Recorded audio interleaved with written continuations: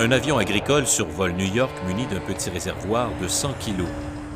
En quelques minutes, il déverse son contenu, des spores d'anthrax. Au sol, dans les heures qui suivent, c'est la panique. Bilan, 3 millions de morts.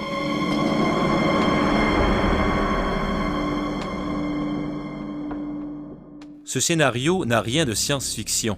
L'anthrax est une arme redoutable, comme le démontrent les attaques terroristes à la lettre piégée en 2001 aux États-Unis.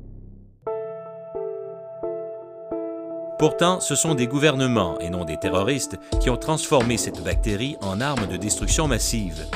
Et c'est le Canada qui a été le premier dans l'histoire à produire massivement l'anthrax à des fins militaires, pendant la Seconde Guerre mondiale, dans un laboratoire ultra secret. Un laboratoire situé au Québec, sur une île du fleuve Saint-Laurent, près de Montmagny. Grosse-Île. C'était l'un des endroits les plus secrets d'Amérique du Nord, aussi top secret que la bombe atomique. Vous savez, les Alliés avaient 3 grands secrets durant la Deuxième Guerre mondiale.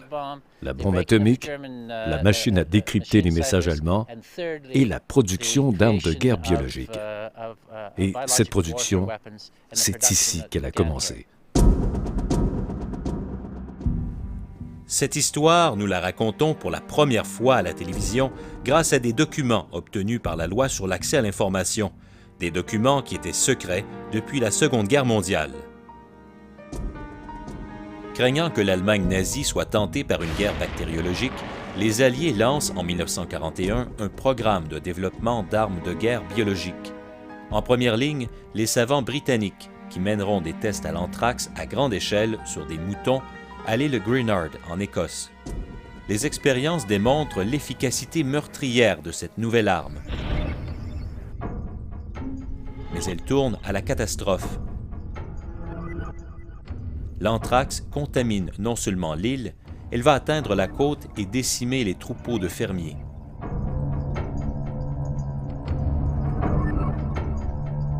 Mais les Britanniques, menacés par les forces d'Hitler, n'abandonnent pas leur plan.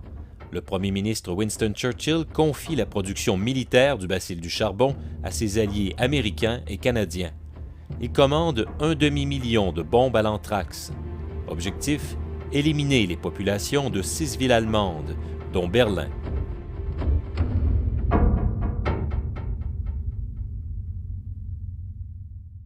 Au Canada, cette arme bactériologique sera développée dans le plus grand secret à Grosse-Île.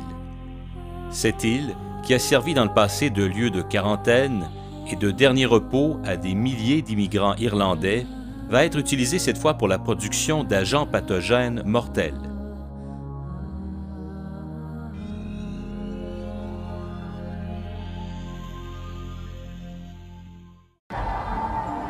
Ce que peu de gens savaient, c'est que d'éminents gens d'affaires canadiens ont été impliqués dans le financement de la recherche militaire, y compris celle sur la guerre bactériologique. Parmi eux, Samuel Bronfman, propriétaire de Seagram et président du Congrès juif canadien.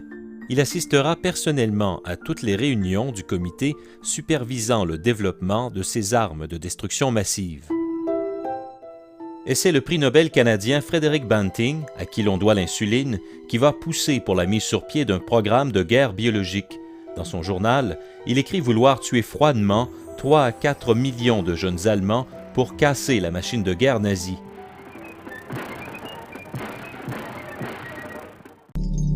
Selon des documents ultra secrets, Grosse-Île devait produire hebdomadairement 300 livres d'anthrax, assez pour faire 1400 bombes chaque semaine.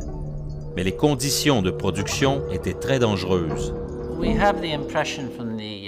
Dans ce laboratoire, les méthodes de contrôle et de stérilisation étaient loin d'être sécuritaires.